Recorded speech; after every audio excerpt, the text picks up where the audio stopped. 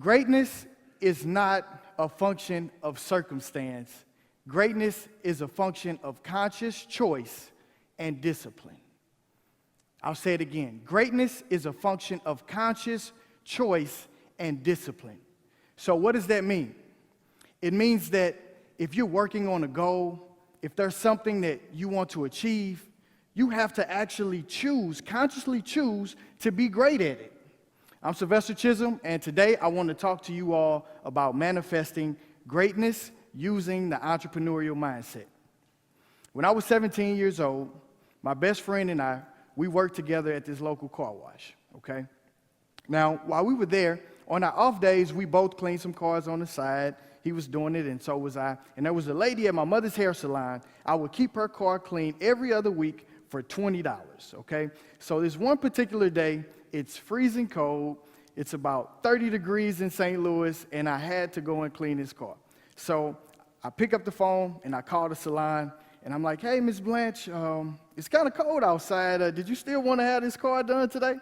And she's like, hey, baby, I'm waiting on you. Come on. I'm like, oh, my God.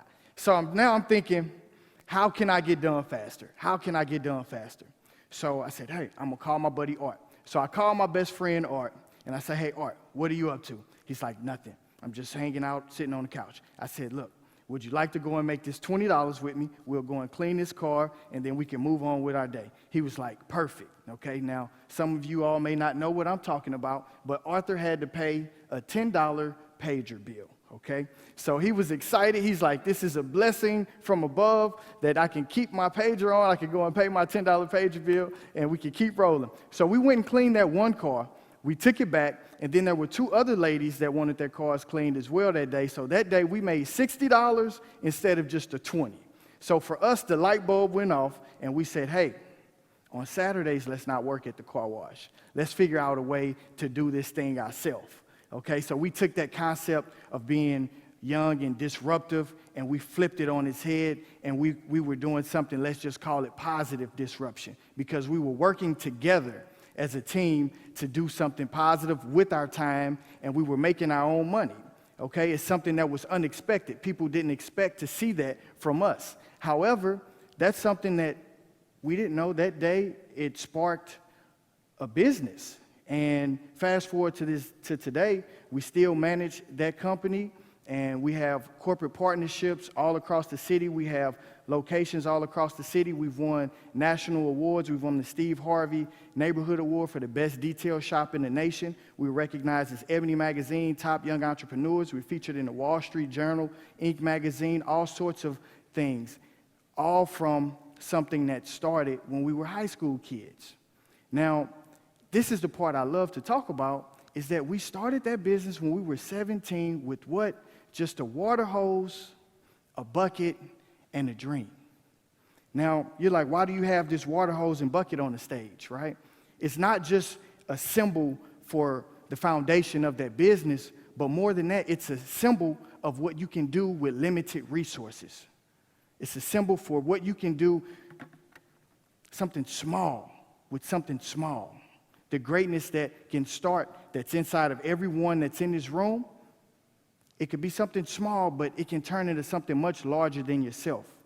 This water hose in a bucket is a symbol to ask yourself, what resources do you have available to you today to get started on your goal? I do a lot of speeches and talks with entrepreneurs and people who want to be successful all across the country. And sometimes people have these grand ideas, these $1 million ideas, but usually it doesn't take that to get started. It usually doesn't take that to get started. You can grow into that. So I really like to use that as a metaphor for everyone in this room to ask yourself, what resources do you have available to you today to make this thing happen, okay?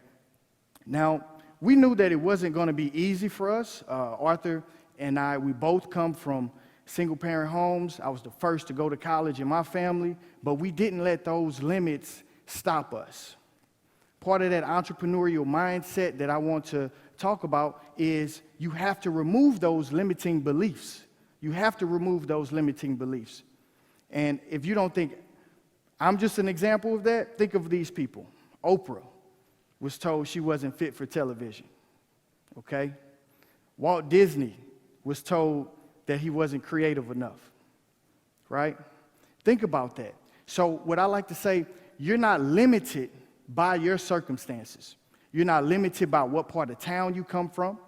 You're not limited by who your parents are. You're not limited by what school you go to. You're not limited if you're a female. You're not limited if you're African American, if you're Latino, if you live an alternative lifestyle. You're not limited by those things. The only limits that exist are the ones that you place on yourself. The only limits that exist are the ones that you place on yourself. So I encourage you all, remove those limiting beliefs and watch how you manifest greatness. Now, hear me loud and clear as I say this. You don't have to be great to get started, but you have to get started to be great. Thank you. Well, Sylvester, you mentioned not to let limits be in the way. You growing up, saying you coming from a single-family home, those kind of challenges, I feel like even in our inner city neighborhoods, I feel like that is also a challenge. Mm-hmm. What message can our young future entrepreneurs take away from that? Well, I really think it's about mindset. So whether you want to start a business or not, it's about applying those principles that make an entrepreneur successful to your life. And when you do that, you will increase your odds of success. So the first thing I would say, take ownership over your own success. Don't put that in anyone else's hands. Okay, so not in your parents' hands, not in your brother, your sister, your boyfriend, your girlfriend, anyone. Don't put that in anyone else's hands. You have to take ownership over your own success. So that means you may need to do a little more research on what it is that the career choice or the school that you want to go to. Those are things that you have to do in terms of like self-advocating. And something I didn't get a chance to talk about, something I personally live by, a philosophy I call the power of 5. And it's a simple goal-setting formula where you do 5 things a day, no matter how big or small they are, toward reaching your goal. Everyone in this room has a goal, right? Yes? Yes? Okay.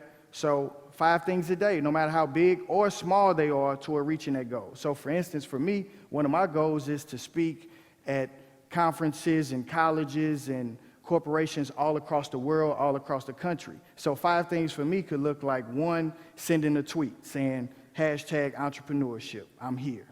#TED, I'm here, right? So you can do that. That's 2, right? So another one could be giving a TED Talk today. A 4th one could be negotiating a contract with a school district in Florida. A 4th one could be doing a book signing. A 5th one could be just doing some research on the computer. And what happens, you create a body of work all centered around one goal. And when you do that, things will just start happening. On the outside, it'll look like, wow, he's killing it, she's killing it. But really, people are not seeing you putting that focused work in toward reaching that goal.